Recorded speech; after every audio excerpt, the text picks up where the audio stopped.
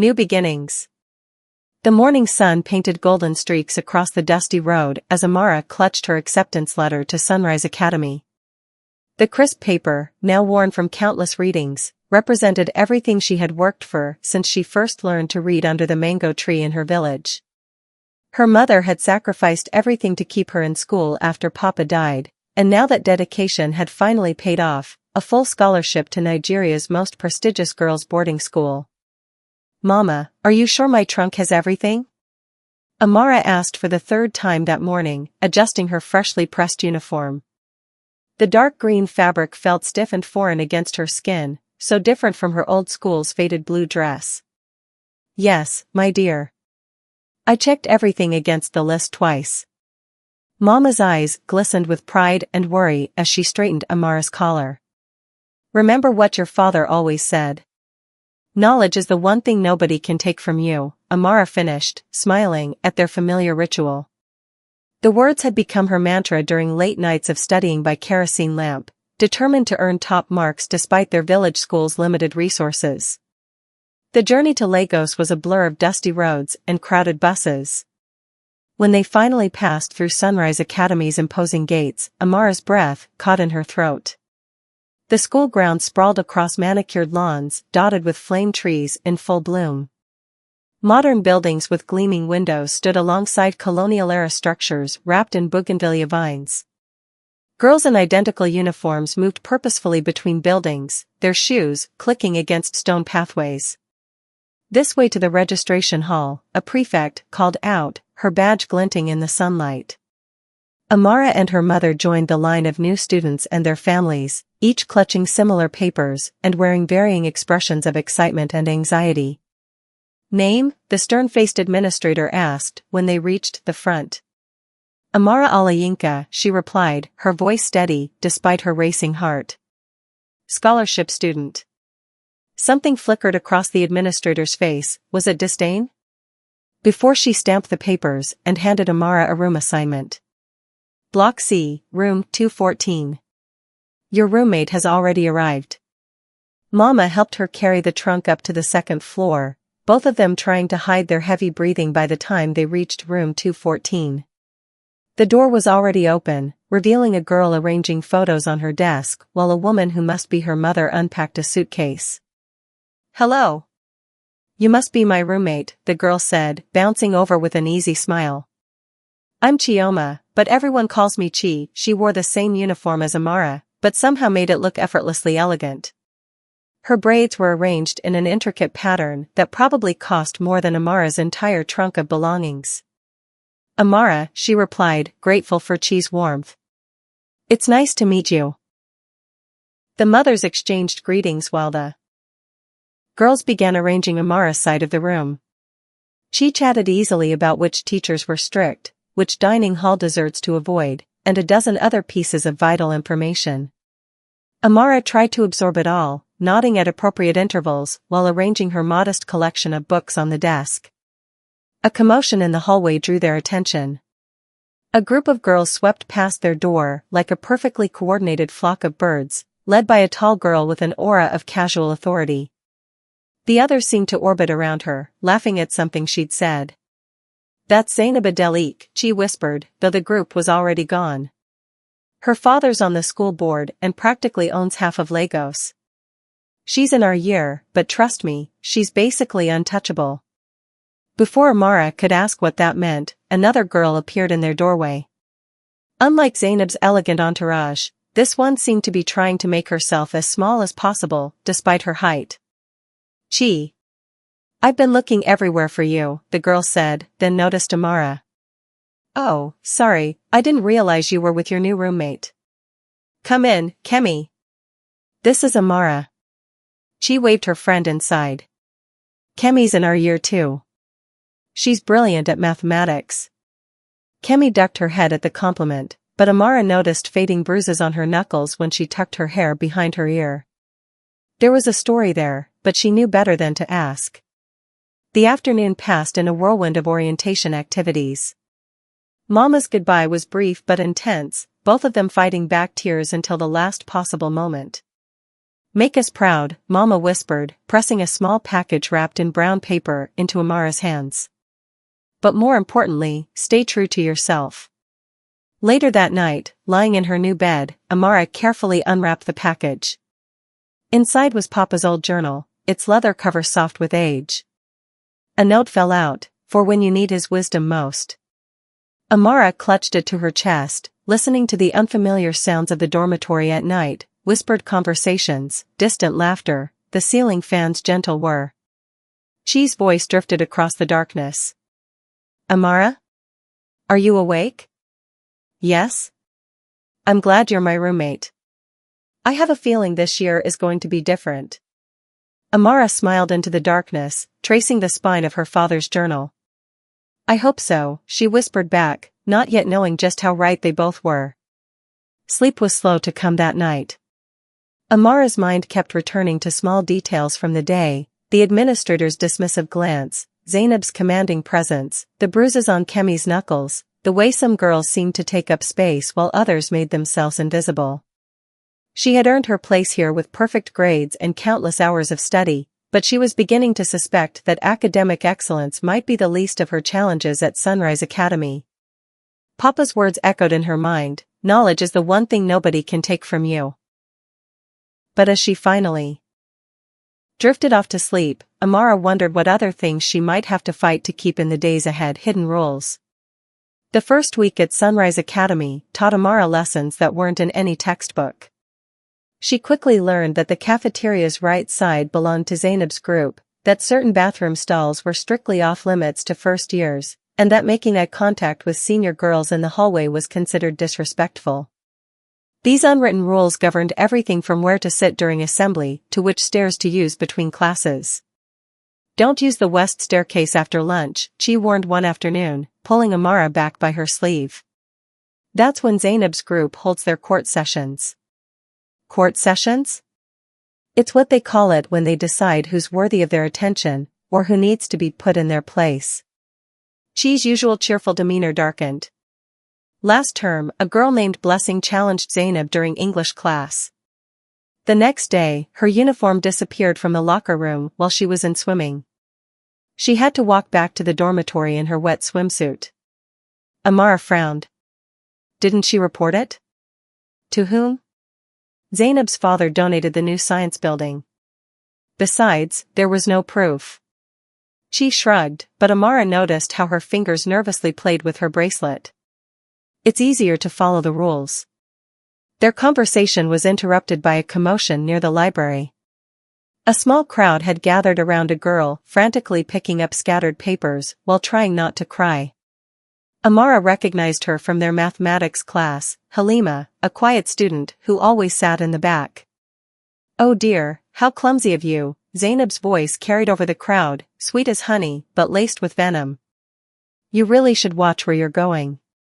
Behind her, her friends, whom Amara had learned were named Victoria and Falami, smirked in perfect synchronization. Amara started forward, but Chi grabbed her arm. Don't, she whispered. You'll only make it worse. But someone else was already moving through the crowd. Kemi, the tall girl with the bruised knuckles, knelt down and began helping Halima gather her papers. The whispers grew louder, no one usually dared to interfere with Zainab's lessons. How touching, Zainab drawled. The scholarship charity cases have to stick together, I suppose. Kemi's hand stilled for a moment, but she continued collecting papers without looking up. Amara watched as Zainab's perfectly manicured foot came down on the last sheet, leaving a deliberate mark across Halima's careful notes. Oops, Zainab smiled, turning away. Come on, girls. We'll be late for Ms. Adoniran's class. The crowd dispersed quickly, no one wanting to be associated with the aftermath. Amara broke free from Chi's grip and hurried to help, but by the time she reached them, Kemi and Halima had already gathered everything. Thank you, Halima whispered to Kemi, clutching her papers to her chest. Kemi just nodded, her face unreadable.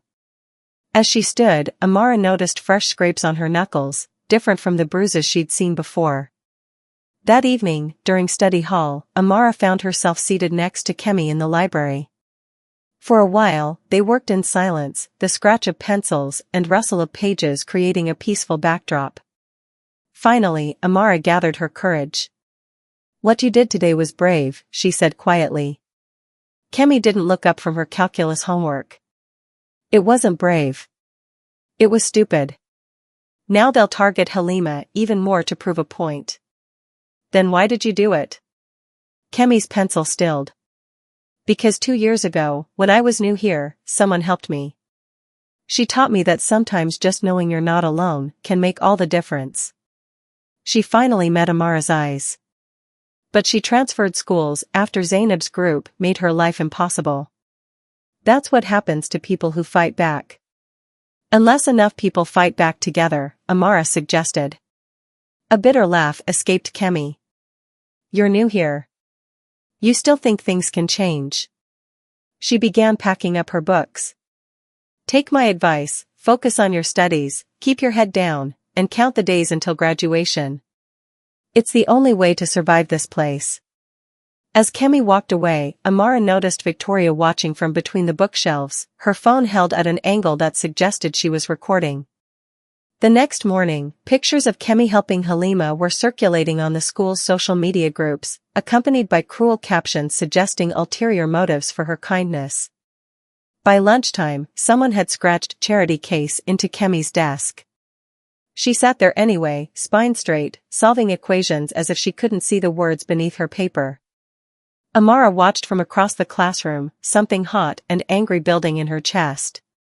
That evening, she opened her father's journal, seeking guidance in his familiar handwriting. A passage caught her eye: "The most dangerous lies are the ones we tell ourselves about why we stay silent in the face of injustice." A soft knock interrupted her reading. Chi entered their room, looking troubled. "Did you see what they did to Kemi's desk?" Amara nodded. "There's something you should know," Chi said, sitting on her bed. "Last year, I used to be friends with Victoria, before she joined Zainab's group. She told me things about how they choose their targets, how they keep records of everything that could embarrass people. They call it their insurance policy." "Blackmail," Amara translated. "They're especially interested in scholarship students," Chi continued. "Zainab says we don't belong here, that we're taking spots from people who could actually pay for them." "We?" Chi smiled sadly. "Why did you think I was so nice to you that first day? My father drives a taxi. My mother sells fabric in the market. Everything I have here is because of a scholarship too." Amara sat with this revelation, remembering how effortlessly elegant Chi had seemed that first day. How many others were like them, she wondered, hiding parts of themselves to survive? Later that night, unable to sleep, Amara crept to the window. The moon hung low over the campus, turning the flame trees into silver sculptures. In the distance, a light burned in the library, probably another student trying to maintain their scholarship grades. She thought about Kemi's bruised knuckles, Halima's tears, Chi's careful performance of belonging. She thought about her mother's sacrifices and her father's words about silence in the face of injustice. "Things can change," she whispered to the darkness, making it a promise. "They have to." But even as she made this vow, she didn't realize that Zainab's group had already marked her as their next target. Tomorrow, the real test of her conviction would begin. Rising tensions. The annual academic excellence competition was Sunrise Academy's most prestigious event. For 50 years, it had identified the school's brightest students, with winners receiving not just recognition but also university scholarship recommendations. When the registration list was posted, Amara's name appeared alongside Zainab's in the mathematics category.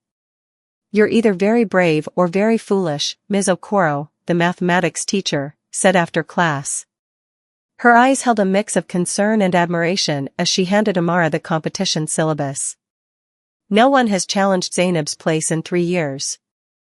"I didn't register to challenge anyone," Amara replied truthfully. "I registered because I love mathematics." Ms. Okoro's lips twitched. Sometimes the purest intentions create the biggest waves. The teacher's words proved prophetic. By evening, whispers followed Amara through the corridors like persistent shadows. During dinner, she felt Zainab's group watching her from their claimed territory in the cafeteria.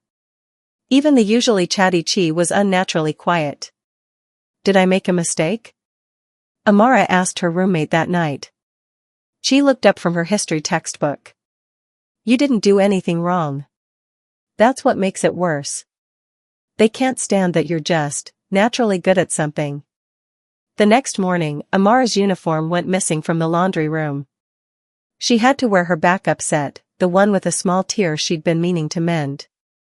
As she hurried to morning assembly, she heard Victoria's staged whisper, "I guess some people can't even afford proper clothes." Kemi caught up with her after assembly. "They'll only get worse," she warned. "Withdraw from the competition. Say you're sick." "Would you withdraw?" Amara challenged. Kemi's silence was answer enough. They both knew backing down would only mark Amara as an easier target. That afternoon, during study period in the library, Amara found an unexpected ally. Halima slipped into the chair beside her, nervously glancing around before speaking. "I can help you prepare for the competition," she whispered. I used to tutor Zainab last year. I know how she thinks, where her weaknesses are." Amara stared at the quiet girl, seeing her in a new light. "Why would you risk helping me?" Halima's fingers traced an invisible pattern on the table. "Because last term, I discovered something in the old exam records. Zainab's father, he doesn't just donate to the school. He pays people to solve practice papers for her. She's been cheating her way through every competition." The revelation hung between them like a live wire. "Do you have proof?" "Not anymore." Halima's voice dropped even lower. "They found out I knew, and made sure the records disappeared. But I remember the patterns, the specific ways they write solutions. I can teach you what to look for." Over the next 2 weeks, Amara's life fell into a new rhythm. Regular classes during the day, secret study sessions with Halima during lunch breaks, and late nights poring over past competition papers. She kept watch during their meetings, warning them when Zainab's group came near. But their precautions weren't enough. One evening, Amara returned to her room to find her mathematics notebook soaked in water, the ink running in blue rivers across her careful notes. Pinned to her corkboard was a note, "Last warning. Withdraw." Instead of crying, Amara felt an odd sense of calm. She took out her father's journal and began copying her ruined notes into it, using the blank pages he'd left. As she wrote, she noticed something strange, patterns in the water damage, places where the ink hadn't run. The destruction hadn't been random. They were looking for something, she realized. "They think Halima gave me proof of the cheating." The next day, Halima didn't come to school. When Amara texted her, the reply was brief, "Family emergency. Had to withdraw from school. Don't contact again." They got to her family somehow, Kemi said when Amara showed her the message. "Probably threatened her father's job or her sister's school admission.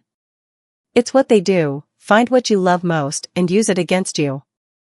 That evening, Amara found Ms. Okoro still in her classroom, grading papers. The teacher looked up as she entered, unsurprised. "Halima was forced to leave," Amara said without preamble. Ms. Okoro set down her red pen. "I know. Her father called this morning to withdraw her. Said they're moving to Abuja for better opportunities." The quote marks were clear in her tone. She knew about the cheating. About how Zainab wins every competition. "Many people know," Ms. Okoro replied carefully. "Knowing and proving are different things. Then why do you let it happen?" The teacher's face aged years and moments. Last time a teacher tried to expose it, they found themselves facing false accusations. Their teaching license was revoked. They lost everything. She picked up her pen again. "The system protects itself, Amara." Amara thought about Halima, about Kemi's bruised knuckles, about Chi's careful performance of belonging.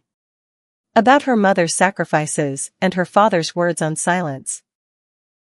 About all the students who came before her, bright minds dimmed by fear. What if we could change the system? Ms. Okoro's hand stilled. That would require extraordinary evidence. And extraordinary courage. What if I told you I think I found something in the water damage on my notes? A pattern that matches what Halima noticed in the old exam records? The teacher finally looked up, really looked at her. Then I would tell you that my door is always open for students who need help with mathematics.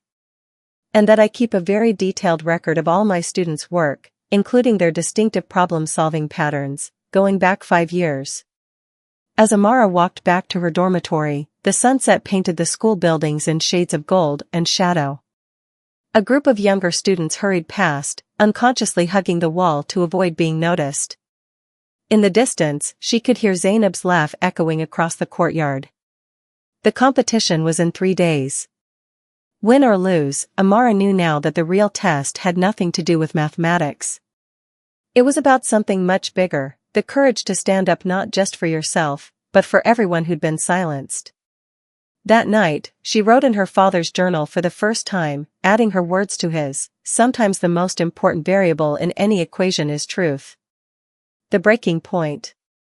The morning of the academic excellence competition dawned with an unusual stillness over Sunrise Academy. Amara woke before her alarm, finding Chi already dressed and sitting on her bed. Whatever happens today, Chi said quietly, I want you to know I'm with you. The competition hall hummed with nervous energy. Parents and board members filled the first 3 rows, their expensive perfumes mixing with the scent of fresh flowers adorning the stage. Amara spotted her mother in the back row, still wearing her market clothes. She must have come straight from work. The sight gave her strength. Ms. Okoro was arranging papers at the judge's table, her face carefully neutral. Beside her sat Mr. Adelik, Zainab's father, his gold watch catching the light with every movement. 3 other judges completed the panel, though everyone knew whose opinion carried the most weight. The mathematics portion began after lunch. Competitors sat at individual desks, separated by dividers. As Amara took her seat, she noticed something odd. Zainab seemed completely relaxed, almost bored, while her friend Victoria kept glancing at her phone under the desk. The first 2 problems were straightforward. The third made Amara pause. She recognized the pattern from her ruined notes, from Halima's warnings. It was exactly the type of question Zainab always solved with suspicious perfection. As if reading her thoughts, Zainab caught her eye and smirked.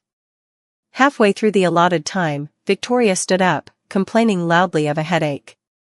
In the brief commotion, Amara saw her drop something on Zainab's desk as she passed. The invigilator, focused on Victoria. Didn't notice. Amara's hand shot up. Excuse me, I think I just saw. Is there a problem, Miss Alayinka? Mr. Adelik's voice cut through the air like a knife. Amara felt every eye in the room turn to her. In the back row, her mother sat straighter. She thought of Halima, forced to leave, of all the others who'd been silenced. Yes, sir. I believe I just witnessed cheating. The room erupted in whispers. Zainab's face remained perfectly composed, but her fingers clenched around her pen. That's a very serious accusation, Mr. Adelik said smoothly. Do you have proof? If you check Victoria's phone and Zainab's desk right now, you'll find. How dare you? Victoria interrupted, her voice shrill.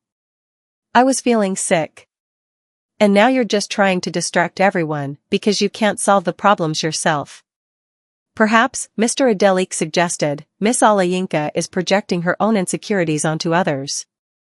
It must be challenging, coming from her background, to compete at this level. The condescension in his tone made Amara's cheeks burn, but before she could respond, another voice rang out. She's telling the truth. Kemi stood up from her seat in the audience. I've seen them do this before. Victoria always pretends to be sick during crucial moments.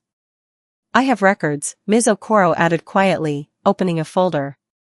Patterns in previous competitions that show. This is outrageous. Mr. Adelik thundered. I will not have my daughter's reputation questioned by. By who? Amara's mother's voice carried from the back of the room. By scholarship students? By teachers who care about truth. By who exactly, Mr. Adelik? Chaos erupted. Parents began arguing, students were talking over each other, and the judges looked uncertainly between Mr. Adelik and the growing crowd of dissenting voices. Then, unexpectedly, Chi stood up. I have proof. Everyone fell silent. Chi's hand shook as she held up her phone. I've been recording everything. Victoria's headache performance, the paper drop, all of it.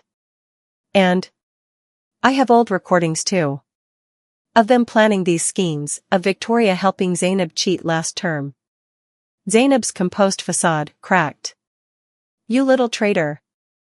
After everything you did to make me feel ashamed of who I am, Chi finished. After watching you hurt people just because you could. The next few hours passed in a blur. Victoria's phone was confiscated, revealing a group chat full of shared answers. Past competition papers were reviewed, showing identical patterns to solutions found in Mr. Adelik's company's academic consultancy files. More students came forward, sharing stories of intimidation and manipulation. By evening, Zainab and Victoria had been disqualified. Mr. Adelik resigned from the school board, but not before threatening to withdraw his company's funding. To everyone's surprise, 3 other parents immediately stepped forward to cover any shortfall. The truth has a way of inspiring courage in others. Ms. Okoro told Amara later, as they sat in her classroom watching the sunset. One voice becomes 2, becomes 20, becomes a revolution. But the victory came with costs. That night, Amara found her father's journal torn to pieces, scattered across her bed. The message was clear, this wasn't over. They'll try to retaliate, Kemi warned during their emergency meeting in the library. Chi, still shaking from her role in the day's events, nodded in agreement. Let them try, Amara said, carefully gathering the pieces of her father's journal. We're not hiding anymore. As she taped the journal back together that night, Amara found herself lingering over one of her father's passages. Victory doesn't always look like we expect. Sometimes it looks like a room full of people finding their voices at the same time. She added her own words below his, and sometimes it looks like broken things being put back together, stronger than before. The competition would be rescheduled, this time with new oversight measures in place. But Amara knew the real fight was just beginning. The system that had protected Zainab for so long wouldn't change overnight. Yet for the first time, looking at the rebuilt alliance of students and teachers around her, she felt true hope. That night, she called Halima, who was settling into her new school in Abuja. Things are going to be different now, she promised. We're making sure of it. I believe you, Halima replied softly. Just, be careful. People like them, they don't forgive easily. As if to prove Halima's point, Amara's phone buzzed with a message from an unknown number. You have no idea what you've started. She showed it to Chi, who was still up reading. Are you scared? Her roommate asked. Amara thought about it. No, she realized. For the first time since coming here, I'm not scared at all. Shattered trust. The week after the competition scandal became known as the Great Unraveling at Sunrise Academy. Like a loose thread pulled from an elaborate tapestry, one revelation led to another, then another, until the school's carefully maintained facade began to crumble. Amara noticed the changes immediately. Gone were the rigid social hierarchies in the cafeteria, students now sat where they pleased. The dreaded court sessions on the west staircase had ended. But beneath this newfound freedom, tension simmered. They're planning something, Chi whispered during breakfast, nodding toward a corner table where Zainab sat with a group of loyal supporters. Despite her disgrace, she maintained an air of cold confidence. My sources say her father's lawyers are involved. Before Amara could respond, the morning quiet was shattered by a scream from the dormitory. They rushed to find Kemi standing in her room, staring at her walls. Every surface was covered with printed screenshots, private messages, embarrassing photos, old social media posts she'd deleted years ago. How did they? Kemi's voice broke as she tried to tear down the papers with trembling hands. Their insurance policy, she realized. They're using everything they collected over the years. Throughout the day, more attacks followed. Personal secrets appeared as graffiti in bathroom stalls. Intimate conversations were broadcast from anonymous accounts. The virus of exposed privacy spread through the school, touching not just students, but teachers too. Ms. Okoro found her old performance reviews plastered across her classroom door, with certain passages highlighted in neon yellow, shows concerning tendency to challenge administrative decisions and questions established protocols inappropriately. They're trying to make us regret speaking up, Amara said during an emergency meeting in the library. Around her sat a growing circle of allies, Chi, Kemi, several other scholarship students, and even some former members of Zainab's group who'd grown tired of the manipulation. It's working, someone muttered. Half the girls who promised to testify about past cheating have already backed out. Amara opened her repaired journal, now a symbol of resilience. Then we need to show them they're not alone. She looked at each face in turn. What if we shared our stories first? Take away their power to shame us? The idea spread like wildfire. The next morning, the school bulletin board bloomed with voluntary confessions. I failed 3 classes last term because I was helping my sick mother at her shop, one note read. I wear the same 2 uniforms all year because we can't afford more, said another. I've been pretending to be someone I'm not just to fit in. Each confession sparked more. Students began speaking openly about their struggles, their fears, their imperfect realities. Even some wealthy students joined in, sharing their own vulnerabilities and pressures. But the stakes escalated when someone broke into the school's administrative office. Files were ransacked, computers tampered with. The next day, scholarship students received official-looking emails questioning their financial aid status. They're threatening our very presence here, Kemi said, showing Amara the email. Without these scholarships, the fear was palpable. Some students stopped coming to class. Others withdrew completely, their parents unwilling to risk their children's futures in what was becoming a war of attrition. That evening, Amara found an unexpected visitor in her room, Victoria, alone and looking uncomfortable. Why are you here? She demanded, moving protectively toward Amara. Because. Victoria hesitated. Because I have something you need to see. She pulled out a flash drive. It's everything. All the blackmail material, all the records of cheating, everything we collected over the years. Including. She swallowed hard, including evidence of how Mr. Adelik pressured teachers and administrators. Amara studied her former tormentor. Why now? Because this morning, Zainab asked me to do something I couldn't do. Victoria's voice shook. She wanted me to plant evidence of theft in scholarship students' lockers. Real theft, not just accusations. She's trying to get people arrested, not just expelled. The revelation hit like a physical blow. That's not just bullying anymore, she whispered. That's criminal. Exactly, Victoria nodded. I was okay with the mean games, the social manipulation. I told myself it wasn't really hurting anyone. But this is different. They spent the night reviewing the files, documenting everything. Ms. Okoro joined them, her expertise helping identify key evidence of academic fraud. By morning, they had compiled a comprehensive report. The board meets tomorrow to discuss the competition incident, Ms. Okoro said. This changes everything. But when Amara returned to her room that evening, she found something that changed everything again, a single photograph on her pillow. It showed her mother at her market stall, taken that very day. On the back was written, "Choose wisely." The threat was clear, but it had the opposite effect than intended. Amara felt a calm clarity descend. They still think this is about winning or losing, she told Chi later. They don't understand that it stopped being a game the moment they threatened our families. She called her mother immediately, warning her about possible harassment. To her surprise, her mother laughed. Let them come to the market, she said. They'll find I'm not alone here. Every vendor, every customer knows your father's story, knows what you're fighting for. We protect our own. That night, Amara added a new entry to her father's journal. They tried to break us by exposing our vulnerabilities. Instead, they taught us that our deepest truths, shared openly, become our armor. The next morning, as students gathered for assembly, something had shifted.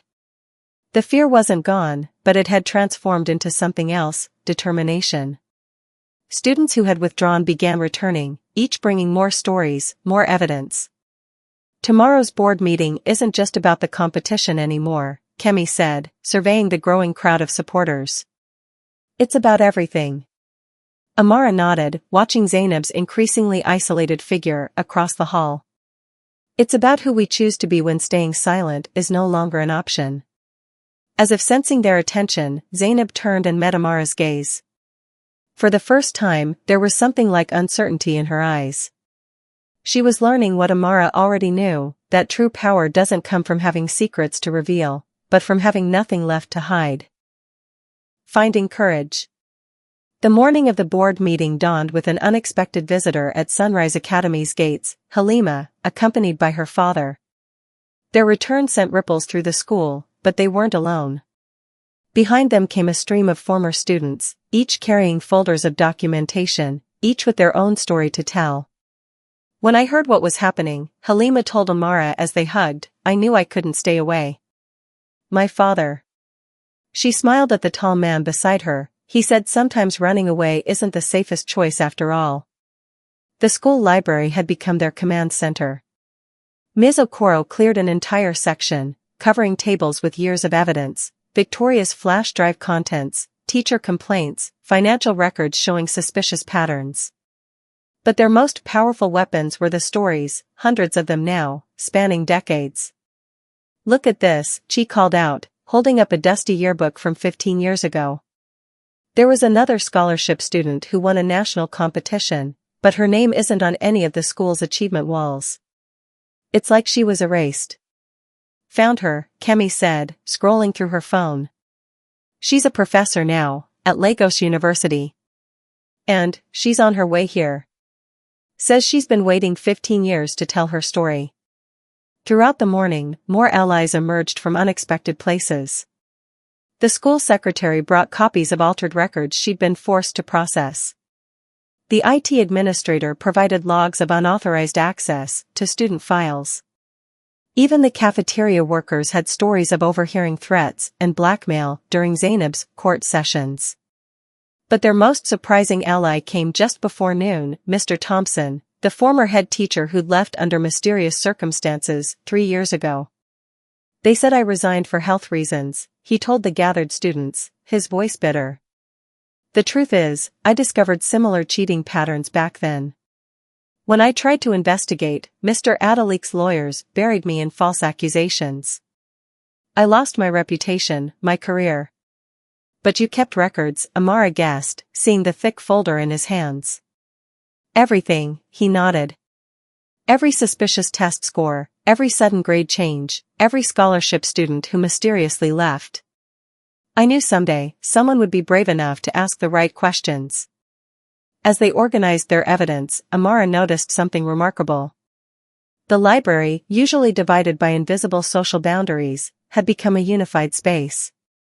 Day students worked alongside boarders, scholarship recipients, beside full-fee students.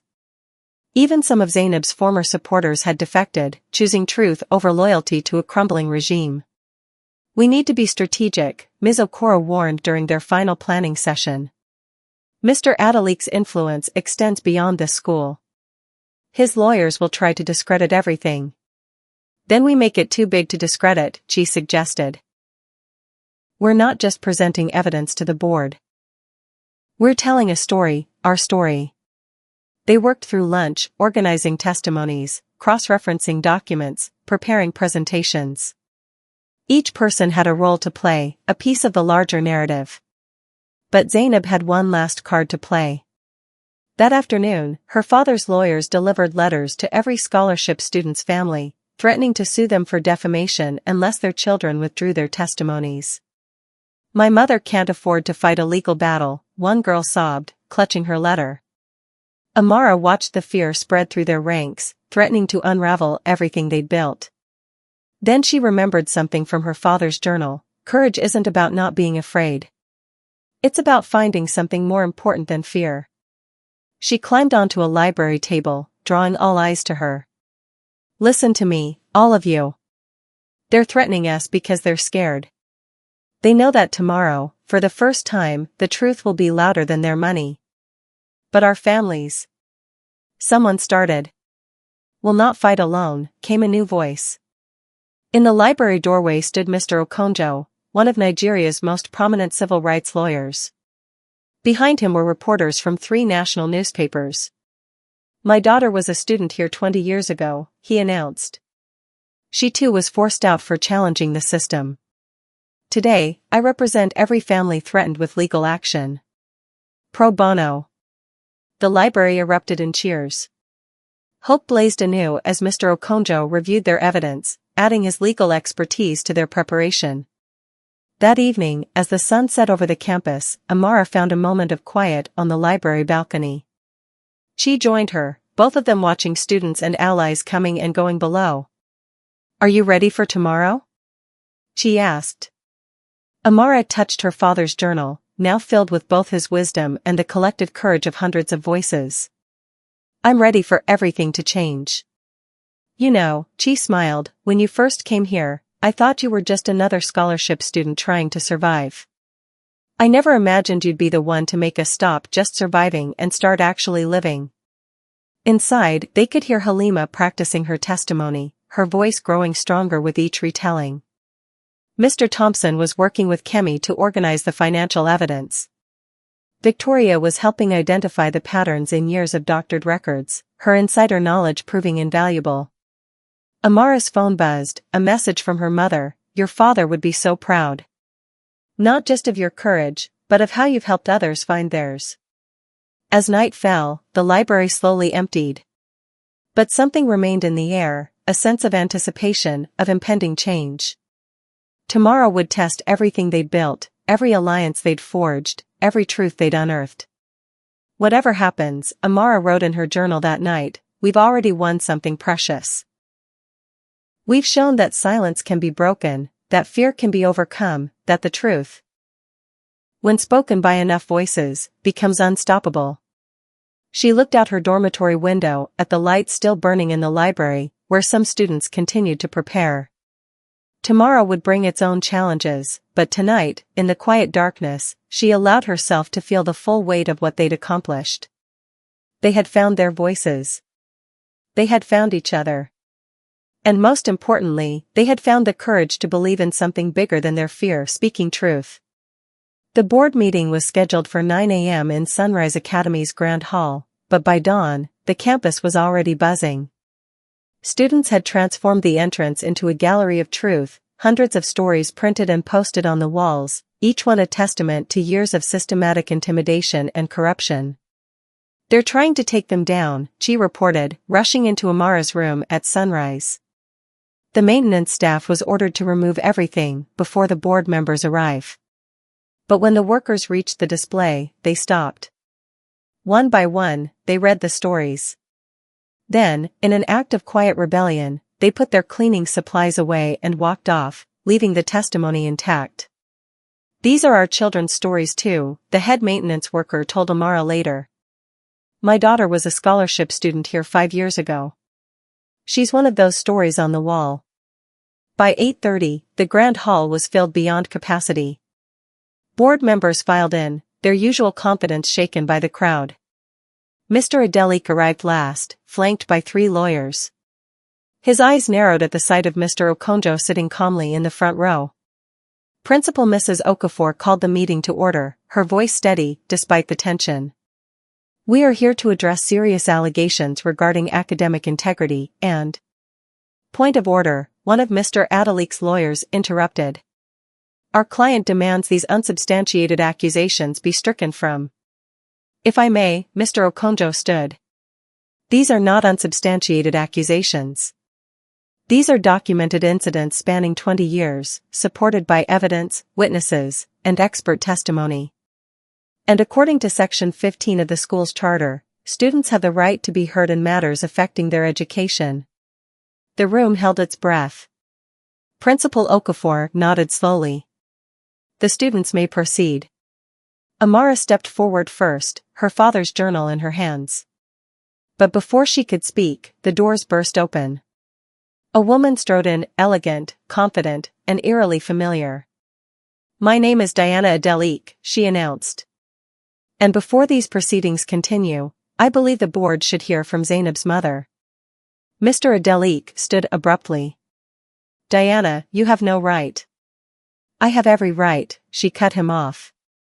"Especially after finding these in your office." She held up a stack of papers. Payment records for test answers. Emails threatening teachers. Documentation of bribes. "Did you think I wouldn't notice what you were teaching our daughter?" The room erupted in whispers. Zainab, sitting with her remaining supporters, looked shell-shocked at her mother's appearance. "Mrs. Adelique," Principal Okafor managed, "are you saying?" "I'm saying my husband's actions have corrupted not just this school, but our own child. And it ends today." What followed was 3 hours of testimony that would change Sunrise Academy forever. Student after student stepped forward, current and former, scholarship and full fee paying alike. They spoke of blackmail, of rigged competitions, of systematic intimidation. Ms. Okoro presented years of statistical evidence showing impossible grade patterns. Mr. Thompson revealed recordings of threats made against his career. Victoria, hands shaking but voice steady, detailed the elaborate cheating systems she'd helped maintain. But the most powerful moment came when Halima stepped forward. "Last term, I discovered evidence of cheating," she began. "When I tried to report it, my father's business contracts were threatened. We were forced to leave. But running away didn't bring peace, it only meant someone else would take my place as a target. So I'm back, not just to tell my story, but to stand with everyone else who's been silenced." Through it all, Amara watched Zainab. The girl who had wielded such power now seemed to shrink in her seat as the full impact of her actions, and her father's, became clear. During a brief recess, Zainab approached Amara in the hallway. For the first time, her practiced poise was gone. "Did you plan all this?" she asked. "Getting my mother involved?" "No," Amara replied honestly. "We just created a space for the truth. People chose to fill it." When the board reconvened, their decision was unanimous. Mr. Adelique was removed from his position. A full investigation would be launched into all academic records. New oversight measures would be implemented, including student representation on disciplinary committees. But it was Principal Okafor's final announcement that truly marked the change. "Effective immediately, we are establishing the Truth and Reconciliation Committee," she declared. "Any student who comes forward voluntarily to admit past misconduct and make amends will be given the opportunity to do so without expulsion. Because this isn't just about punishment, it's about healing our school community." As the crowd began to disperse, Amara noticed something remarkable. Students who had been enemies days ago were talking quietly in corners. Former victims and perpetrators were exchanging glances of recognition, perhaps seeing each other clearly for the first time. Mrs. Adelique caught Amara before she left. "Thank you," she said simply, "for giving my daughter a chance to learn a different kind of strength." That evening, the sunset found a group gathered in the library: Amara, Chi, Kemi, Halima, and surprisingly, Zainab. They sat in uncomfortable silence until Zainab spoke. "I don't expect forgiveness," she said quietly. "But I want to understand what it means to earn trust back." Amara opened her father's journal to a blank page. "Maybe we start by writing a new story together." Outside, they could hear the sounds of students taking down the wall of testimonies, not to hide them, but to preserve them. These stories would become part of the school's official archive, a reminder of what happens when truth finally breaks through silence. "You know what's strange?" Chi mused. "All this time, we thought power meant having secrets to use against others. But real power was in having the courage to share our truths." As night fell over Sunrise Academy, Amara added one final entry to her father's journal. The price of silence is high, but the reward of speaking truth is immeasurable. It's not just in the change we create, but in the people we become when we finally let our voices be heard. New Dawn. 1 year later, Amara stood at Sunrise Academy's gates, welcoming new students on their first day. Her prefect badge gleamed in the morning sun, not a symbol of power anymore, but of responsibility. "Can you believe how much has changed?" she asked, adjusting her own prefect badge. They watched as students moved freely through the courtyard, no invisible boundaries separating them, no hierarchy dictating their paths. The Truth and Reconciliation Committee had transformed Sunrise Academy in ways no one could have predicted. What started as a means of addressing past wrongs had become a model for other schools across Nigeria. Educational officials from different states had visited to study their framework for creating systemic change. "New student?" Amara asked a nervous-looking girl clutching her admission papers. "Scholarship student," the girl whispered, as if it were a confession. "Me too," Amara smiled. "And so is our head girl this year." She pointed to where Kemi was organizing orientation groups, her confidence now an inspiration rather than a target. The library, once a battleground, had been renovated with a new wing dedicated to student advocacy. The wall of testimonies had been preserved behind glass, a permanent reminder of the cost of silence and the power of truth. But beside it now hung a new display, stories of transformation, reconciliation, and change. "Did you see who's leading the peer mentoring program this term?" She nudged Amara, pointing towards the academic building. Zainab stood there, surrounded by first-year students. Her journey over the past year had surprised everyone, most of all herself. After her father's removal from the board and her mother's intervention, she had chosen to repeat her final year, this time earning her grades honestly. "It's strange," Zainab had told Amara during one of their now regular conversations. "I spent so long being feared that I forgot what it felt like to be respected instead." The morning assembly gathered in the grand hall, where Principal Okafor stood at the podium. The room had been rearranged, no more hierarchical seating, no special places for donors' children. Even the teacher sat among the students. "To our new students," the principal began, "welcome to Sunrise Academy. And to our returning students, welcome to another year of growth. Some of you may have heard our story, how last year, this community faced a difficult truth about itself. But what matters most is not the challenges we faced, but how we chose to move forward." Amara scanned the crowd as the principal spoke. She saw Halima, back for her final year, sitting with a mix of old and new friends. Victoria had transferred schools, but still visited regularly, helping document their ongoing transformation for her new school's newspaper. Mr. Thompson had returned as head teacher, his reputation restored. Ms. Okoro now led the Academic Integrity Committee, implementing systems that made cheating nearly impossible while providing better support for struggling students. "Our strength," Principal Okafor continued, "lies not in maintaining silence, but in creating spaces where every voice can be heard. This year, we're expanding our mentor program, our student council, and our community outreach." After assembly, Amara had her first session with her assigned ments, 5 first-year students from diverse backgrounds. They met in what had once been the court session stairwell, now transformed into a sunny study space. "I heard you're the one who changed everything," one girl said shyly. "No," Amara corrected gently. "Change happened because many people chose to speak up, to stand together, to believe in something better." Later that day, she found her father's journal while organizing her prefect materials. Its pages were fuller now, not just with his wisdom and her experiences, but with collected stories from their year of transformation. Students had added their own reflections, their hopes, their commitments to maintaining the new culture they'd built. She found her reading it during lunch break.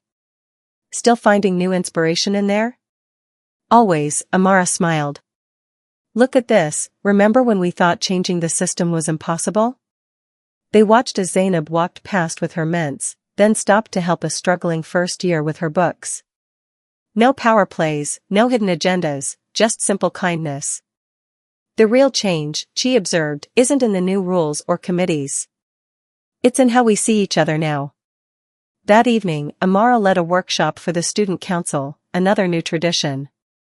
Representatives from each year level gathered to discuss ongoing challenges and initiatives. The atmosphere was open, collaborative, worlds away from the fear that had once permeated these halls. Sometimes I wonder, Kemi mused during a break, what would have happened if you hadn't spoken up that day in the competition? Someone else would have, Amara said firmly. Maybe not then, maybe not the same way, but the truth has a way of finding its voice. As the sun set over the campus, Amara took a moment to add one last entry to her father's journal. A year ago, we learned the price of silence. But we also discovered something more valuable, the worth of every voice, the strength of united truth, the power of choosing to create change rather than simply survive it. Sunrise Academy is more than a school now. It's proof that systems can change, that healing is possible, that tomorrow can be better than yesterday if we have the courage to speak and the wisdom to listen. The price of silence was high, but the reward of breaking it has been immeasurable. We are not just students anymore, we are guardians of a new tradition, keepers of a flame that will light the way for others to follow. And so our story continues, not in whispers and secrets, but in the clear, strong voices of those who know that true power lies not in creating fear, but in cultivating courage. The sunrise after a long darkness is always the most beautiful. As she closed the journal, Amara heard laughter floating up from the courtyard, genuine, free, unrestrained by fear or hierarchy. New students mingled with old, stories were shared openly, and the future stretched before them like a blank page waiting to be filled. Tomorrow would bring its own challenges, but they would face them together, in the light, with voices unbound by silence and hearts unburdened by fear. For at Sunrise Academy, every day now brought exactly what its name promised, a new dawn, a fresh start, and the endless possibility of positive change.